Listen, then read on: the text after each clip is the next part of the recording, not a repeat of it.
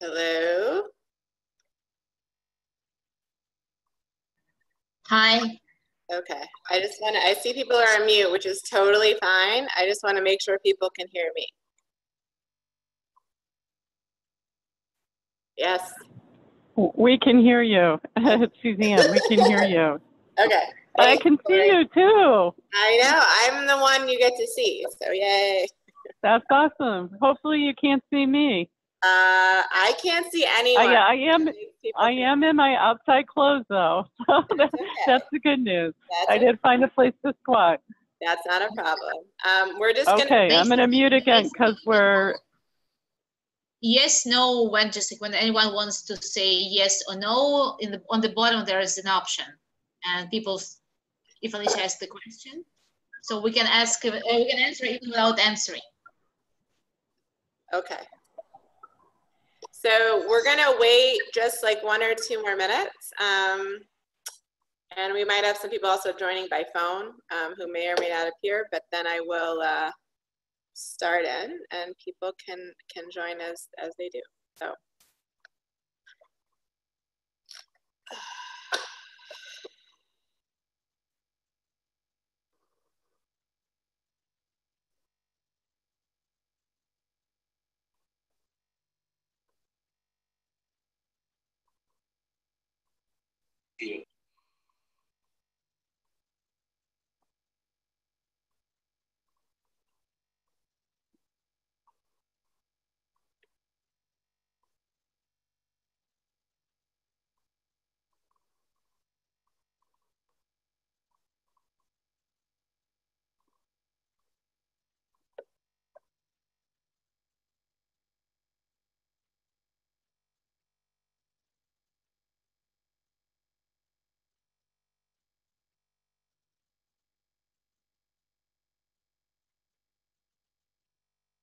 Just for anyone who asks, we will have the recording of the meeting.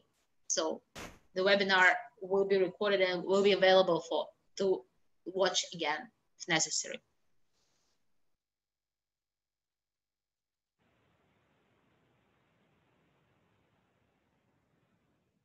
Okay, so I'm gonna start. I think based on our RSVPs, we have some others who might be joining, but I'm gonna begin.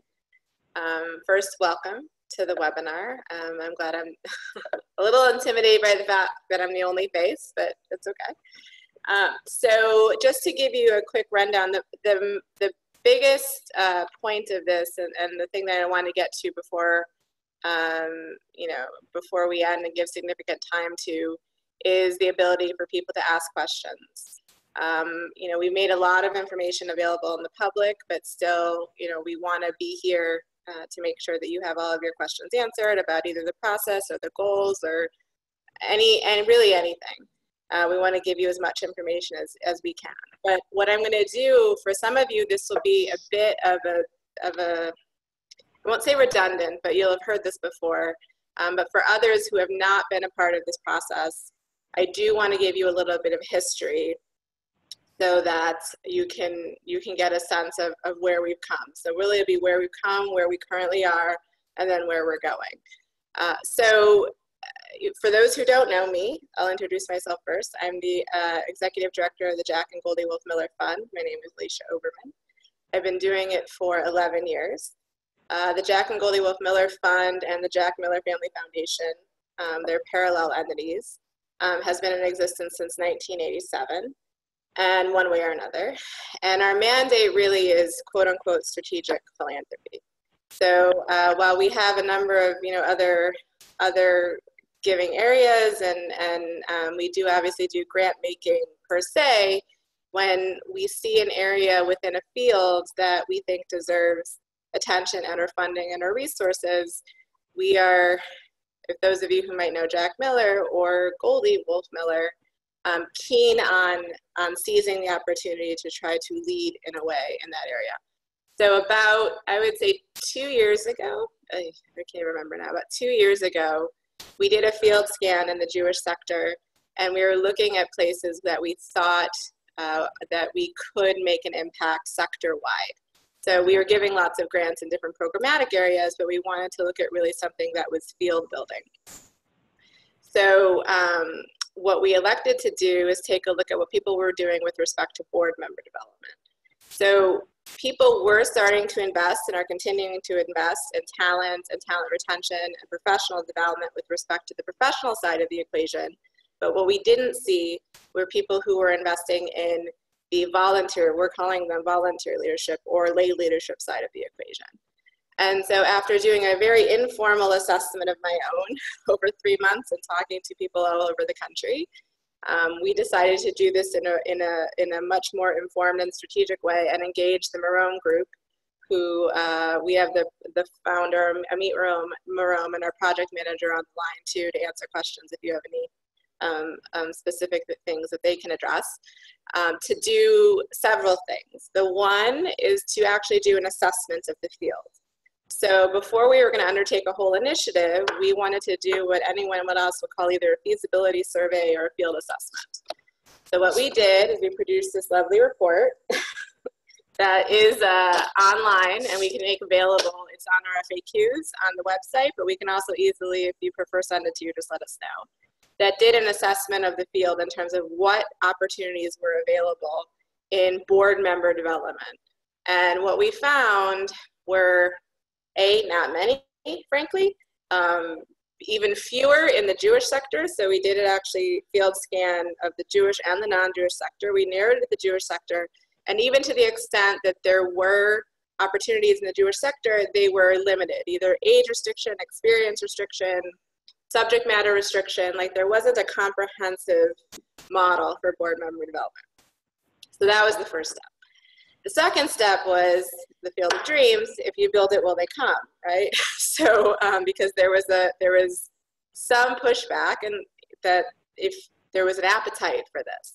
So what we did next, like any good, field assessment, is we did a stakeholder assessment, which is also available on the website, where we looked at lay leaders, we looked at professionals, so senior staff really, and then we also looked at funders to see if they saw what we were seeing. Because if it was just the Jack Miller Family Foundation or the Jack and Goldie Miller Fund that was seeing this, it was not something that would, the market would be attracted to. And we were really looking to put something into the market that we could start, but then that we would get partners and consequently actually make market shifts, right? So we did that, and we found the most compelling statistic in there is basically that it was somewhere between, I think about 90% saw that there was a strong, urgent or somewhat urgent need for comprehensive board member development, which is a big number.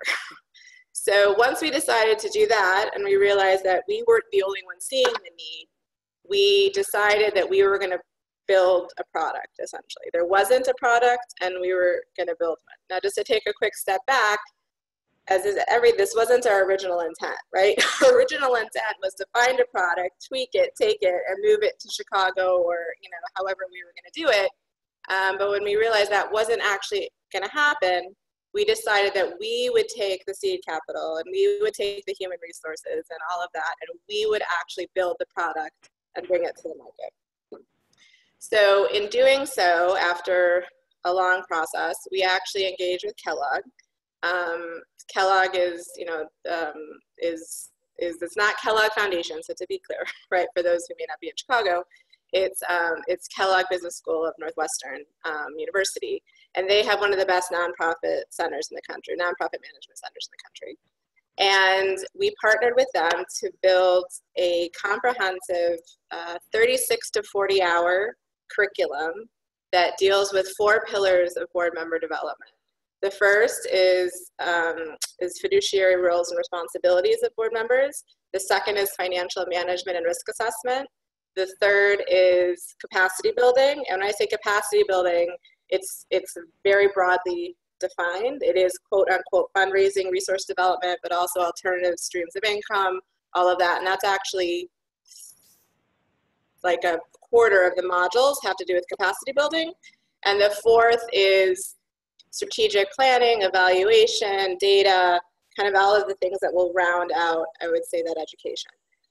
And all of this, mind you, even though it's done through Kellogg, we were very cognizant of the fact that we wanted to have it be specifically applicable to the Jewish sector.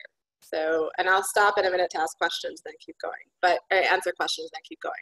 So what does that mean? It means that even though we are working with Kellogg, who is not a Jewish service provider, we did work with practitioners in the field and Jewish educators to make the courses, the curriculum, the presentation, the applied learning, all of that specifically applicable to the Jewish nonprofit sector. And I can unpack that later, because I'm sure people have some questions around that. But whenever we bring in practitioners and we bring in experts, subject matter experts, or we do applied learning, we do it through the lens of what it means to work in the Jewish community in North America. And sometimes we blend into Israel, but you know, these things happen in our work.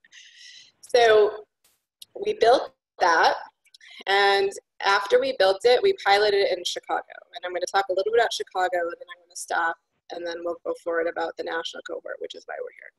So we piloted it in Chicago. We started January 8th. We have 28 participants that represent 35 different organizations. There are actually more organizations represented who are non-Jewish as well, because many of these people serve in both capacities. They run the gamut. And actually, Dorina, if you could pull up the slide that has to do with what the cohort looks like the portrait of the cohort, you'll see that we have not only diversity in terms of the type of organizations, but we also have age diversity, we have gender diversity, we have in terms of their experience level, although many serve in very high level positions, but we really tried to create the broad spectrum, which has been probably the most amazing thing that we have found, is the ability to bring all of these people together and learn from each other based on their experience. And we have some people in the cohort who've had, you know, which is an experiment, who actually haven't served on the board of a Jewish nonprofit. Those are only 2.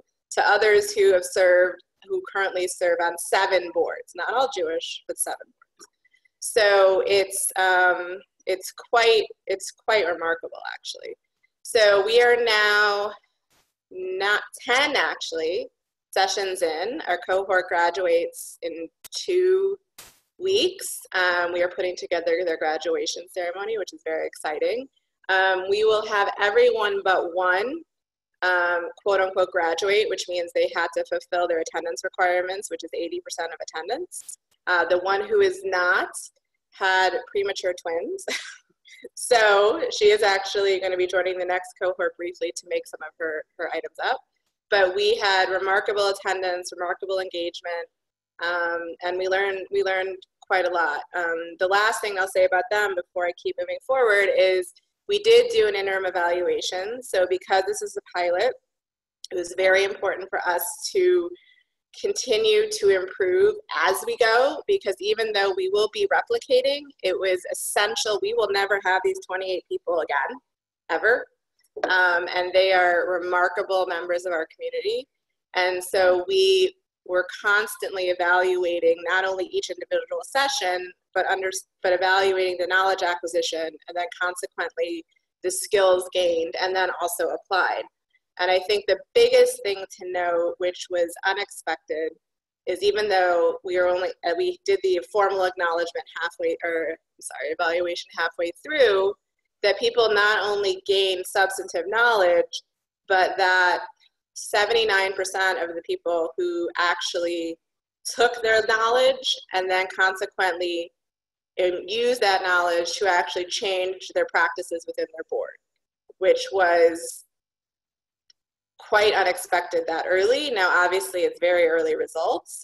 This is now Dorina's scrolling through the results. But really, you know, the skill acquisition and then the knowledge acquisition are really the two key markers that we're looking at with respect to our evaluation. So I'm going to stop there for a minute, only because I just said a lot. And then I will go into the national cohort and what our thoughts are moving forward. But if anyone has any questions about anything I just said, please feel free. And Allie, whose mic is not working, which I can actually read at the same time, amazingly enough, feel free to type in your question if you have a question, or any of you if you prefer them to talk.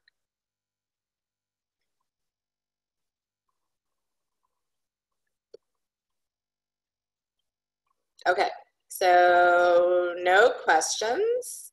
So then what I'm going to do is I'm going to move forward and talk about the national cohort and how we got to where we are. So with respect to the national cohort, when we realized that this was a path that we were going down, and it was a path, I should say, less traveled, we always were thinking about replication and duplication. Okay, so I have a question first, which I will get back to, and then move forward. So the question was, how, I feel like I'm on like a Food Network show right now. Okay, how did you recruit and convince the board and organizations to participate? So it's interesting that there are several levers, I would say. The first is the partnership with Kellogg, I would say, was very strategic, right? So with respect to Kellogg, I mean, you're really working with experts in executive education. What does that mean? And these are all words I couldn't use before, right? So they're experts in executive education and adult learning. And in Chicago, at least, it has obviously a certain cachet. And when you're asking and offering them something of substantial value, right, which would market for 3 to 4 times that in the open marketplace. And what does that mean? It means that this experience in the open marketplace, if they were doing it for a corporation or a for-profit entity, would cost $16,000, $18,000, $20,000 a person, right? And in the nonprofit, the way that we, from even an implementation standpoint, this does not include overhead, but just an implementation standpoint, it's about 1/3 of the cost. So they really see that as tremendous value. They see the value with respect to the faculty. If you actually look at the faculty, they're remarkable in terms of the access you have to faculty. The other thing too, which you cannot minimize, and I think is a huge driver, and I'm happy to talk about this more offline, is the ability to meet with and network and spend time with people in the cohort. It's huge. I think that was anticipated, and I think people really underestimated, and I even underestimated how valuable the experience was with having these people in the room and interact and all of that. I mean, it was really quite remarkable, especially given the age disparity and the experience disparity. People either really wanted to learn from people who had more experience within their cohort, or people who know that they need to learn from the people that we keep talking about, Generation X and millennials, really valued that opportunity. I think the other side of it too is we were committed to excellence from the second we started. So people probably heard me ad nauseum say, I won't do it unless it's excellent. It's not excellent, we're not doing it. Now, that doesn't mean we hit everything out of the park, but it had to be excellent. This is a very discerning group of people, especially for those of you, and who are or work with them, understand that they really value the experience. And I think if you look at the panelists that we brought in, we didn't bring in just the best panelists in Chicago, we brought in the best panelists in the country. I mean, bar none. And in some cases, I had people asking if they could come in just to watch the panel, but they weren't a part of the cohort, so they couldn't. So I think that was tremendous with respect to the value propositions. So, I mean, I could speak more about that, obviously, and we actually have here, we have another, we put together all of our best practices in what we've called a cohort replication guide, because we really wanted to document everything it is that we're learning and actually help our partners or people who are participating or trying to, bring people together to help them understand why people would want to work with us and be a part of this. Okay, so moving on to the next component with respect to the national cohort that we always intended to replicate. So what we found is that there was interest, I don't want to speak sort of hyperbolically, but all over the country. So there's interest in different communities, there's interest in different subsectors, whether it's day schools or camps or whatever. there's interest, Hillel, however it is, but interest in different subsectors. And then there, you know, was also just people that we were talking to as we were moving throughout our work.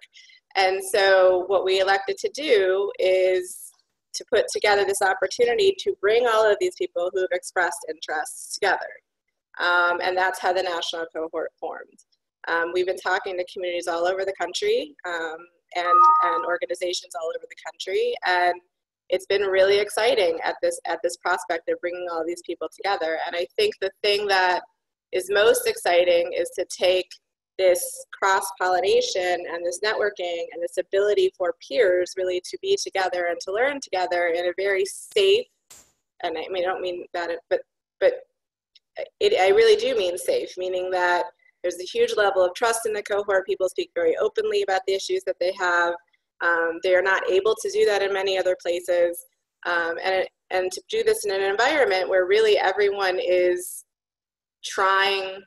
has the same goal, which is to improve the specific work of their organizations and the organizations in the areas that they care about. And so that was the impetus for the national cohort. Okay. So I can keep going. Does anyone have it about process and some other things? But before I do that, does anyone have any questions now? Okay.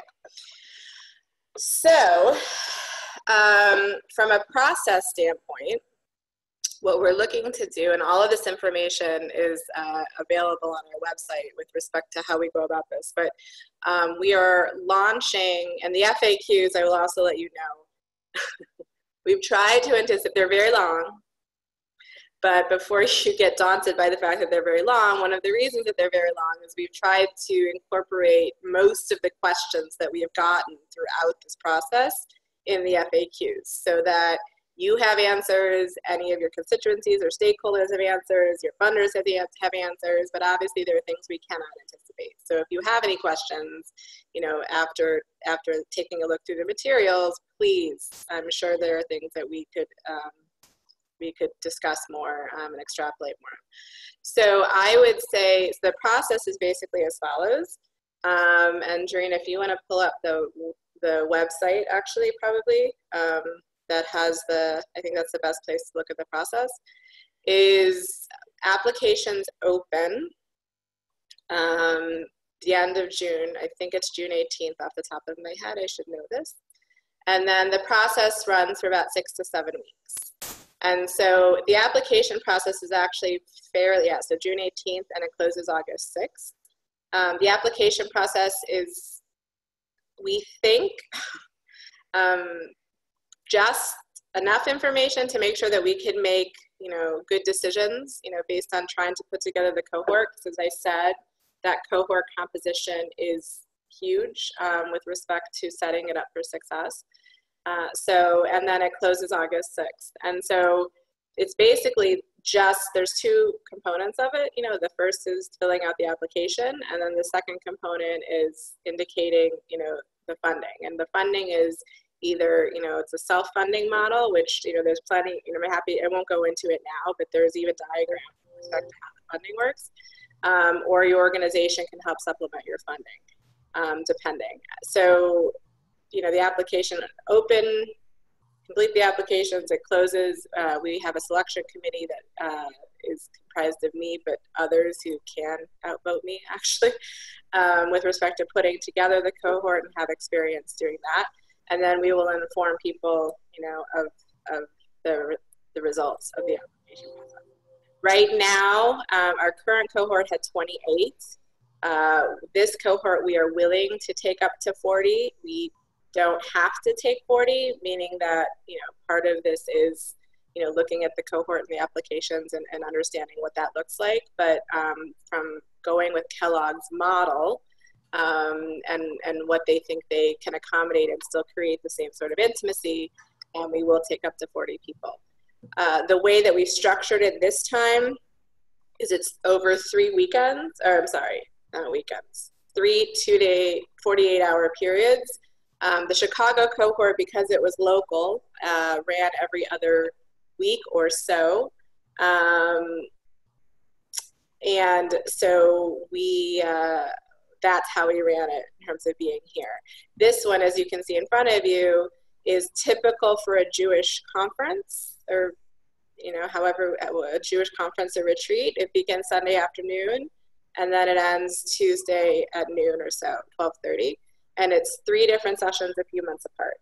So you're basically done in 8 to 9 months. And these are essentially, if you look in front of you, these are the sessions.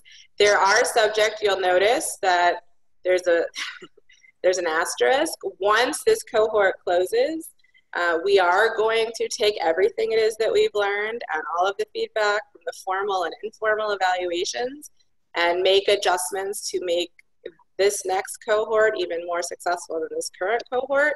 And we also want to customize it based on the participants. So what we'll do too is take a look at the participants and see, kind of if there are things that we think we should adjust, we will. So this is a guide, but it will be more specific as the time goes on.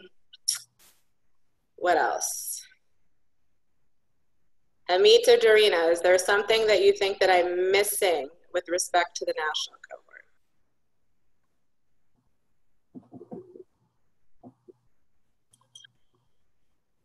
Okay, I will say one other. No? No, next, you're doing very well. Thanks. So the one thing I will say is, and then I will again open up for questions, and if there aren't, then then everyone will have a lovely day. So what we have learned is, especially since people will be coming from different parts of the country, there is something that is, I would say, special about having a local community cohort. So what does that mean? It means that people can interact outside of the cohort fairly easily. We've seen a lot of networking. We've seen a lot of cross-programming and programmatic synergies. I mean, it's been quite remarkable what has come out of this just from allowing people to be together. In a national cohort, that is, it is much more difficult to manage. You can do things online, and we do intend to try to figure out ways to connect people more virtually thanks to technology, but it's not quite the same as grabbing coffee with someone. So what I would say is that if you are working with an organization or you're a volunteer leader of an organization, however, whatever that structure is to the extent you can apply or have at least one other person with you apply, I think, that is beneficial. So that isn't to say that individual applications won't be considered. They absolutely will be, but based on our current observations, because we do have some people in the class who, there are multiple people from the organization of all levels. Some are chairs and vice chairs, others are just 2 people from an organization, whatever that might look like.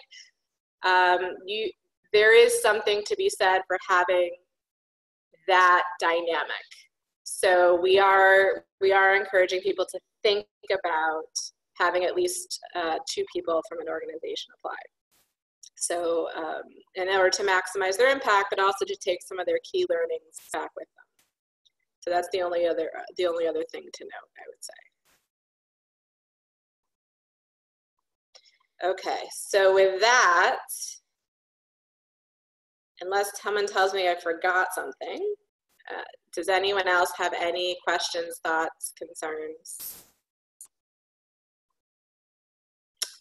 And just to let you know as well, if we don't want to share them here, you can email Dorina, whose email is on everything, basically. So every correspondence that you get, they're below.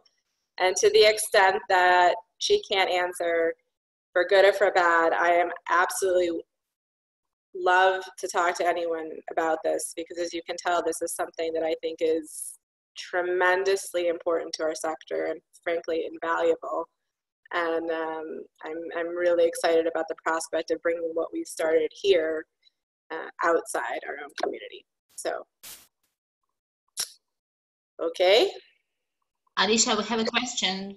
I can't read it. Where is it? What's been the best success story from the cohort? The best success story. That's a hard one.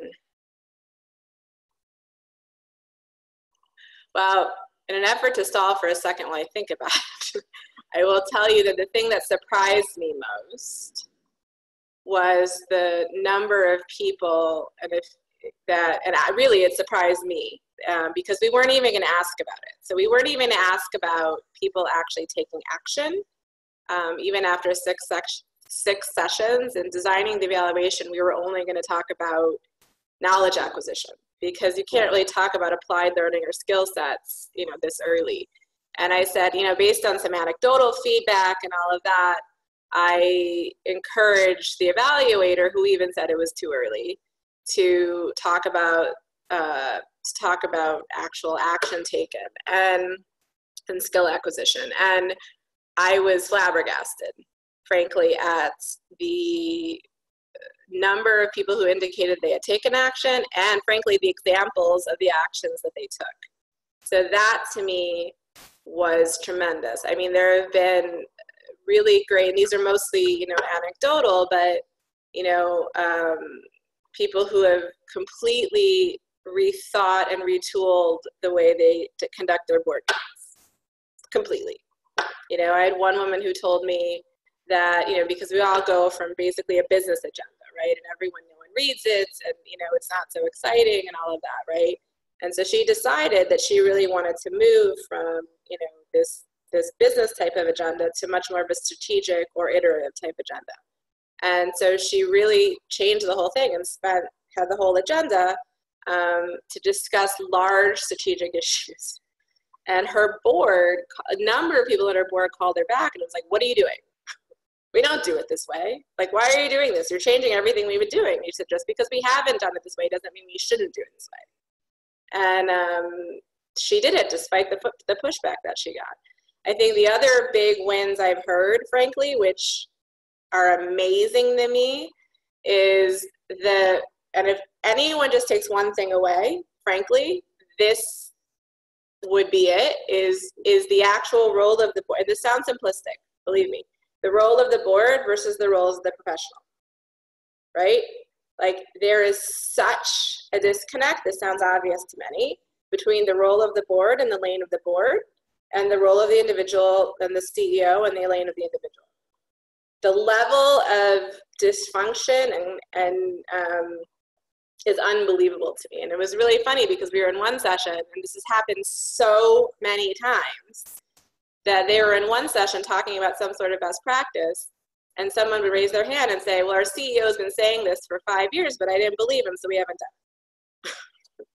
it.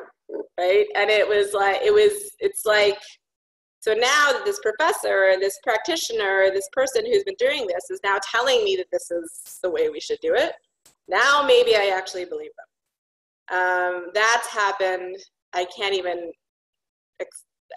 count how many times that's happened, meaning that someone's been telling them, a staff member's been telling them whatever it is, and people have actually started thinking about the fact that they should listen to their staff respectfully, and that they don't have the subject matter expertise to make these decisions. That's why they're hiring people to do it. And I think the level of dysfunction on boards really stems from that lack of understanding the roles, and also the lack of the communication between the two on the roles. And then the rest of it is obviously important, but I think that has been really transformative for a number of the participants. So,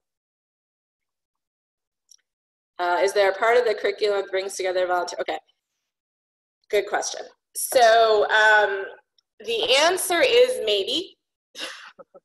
So I think what we're thinking of, so there's different schools of thought on this, and without going into a dissertation on various philosophies, right? I think that one of the things we may look at, and we're spending a lot of time talking to Kellogg about this, or we will, is having a certain portion of the curriculum where it's bringing in your CEO, right?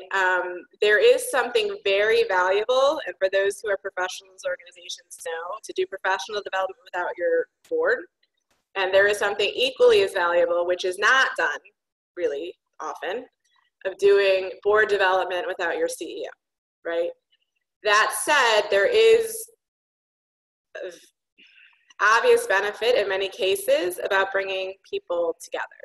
So I think for maybe one of, and again, this is part of the adjustments that we're making. So, you know, I say it with that is it's possible that maybe for one of the 3 weekends, and it might even be the second weekend, which has to do with capacity building, once the cohort has actually gelled a bit, is to bring the CEO in. Because if there isn't, sorry, my dog, okay, hold on a second.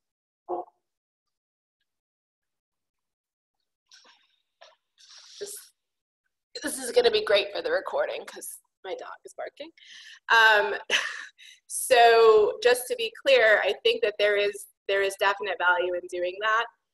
People act differently and they talk differently though, right? When the person to whom they report is sitting there and they don't express their frustrations with the staff when the staff is there. So I think it needs to be done in a very carefully and curated way, but I think it is of tremendous value because I also think one of the things we need to look at is that the CEO and the board members do need to be speaking similar languages. And so one of the concerns that we have, which is when people bring this knowledge back to the board, is that the board, and we're going to give them tools to do this, will be able to speak and understand everything that has been transformative to the board member. I think it is also exceedingly important that the CEO also have that knowledge. And so, you know, the other thing that people have done is that I know there are several members of the cohort that meet with their CEO after the session. So after the session, they actually meet with their CEO to discuss everything it is that they've learned. Now, I'm not a filter, so I don't know how that filters out, but that is their way of bringing the learnings back and creating dialogue. But I think it's a very good question, and I think it's absolutely something we should consider.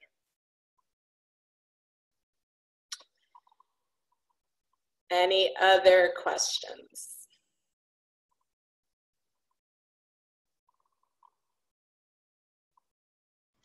Okay. Perhaps timeline? Sorry?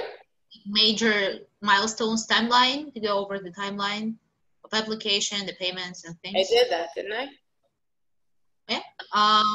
Maybe once again. Okay, so if you go back to the screen.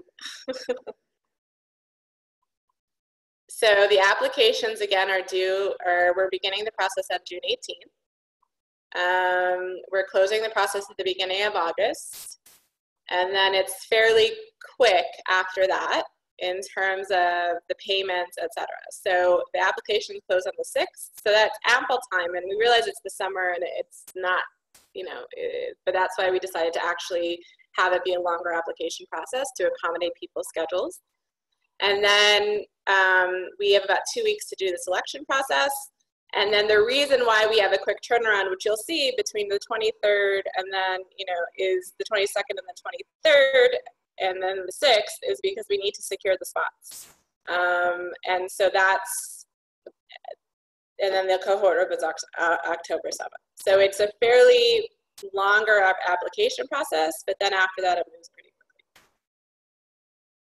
So, and we're available throughout the process, before the process, whatever it might look like, to be helpful. We have spoken to many volunteer leaders and many organizations, and so to the extent that you are either a volunteer leader or you are someone who wants someone in an organization to participate, we are very happy to help you talk through the process, to think about it, to talk about how you message this, you know, per someone else's question, because there are a number of value adds, but you do have to understand where the volunteer leader in the organization is to obviously be able to articulate those in ways that speak to them. And we have a lot of experience in doing that. So we're happy to help in any way that we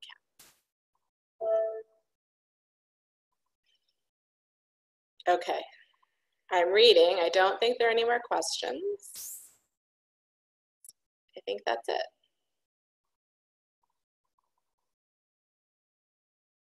Okay, well, thank you everyone for joining. If people, despite the barking dog, if people, we are recording this so that if anyone has, and we will make it available for others if you want to share it.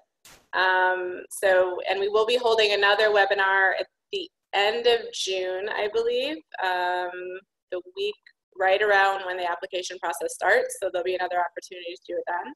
And if there's enough need, we'll do it again. So, but I appreciate you all taking the time. I know it is a very busy time of year for all of you. So it means a great deal that you would take the time to learn. So thank you. Okay. Thank you. Bye-bye.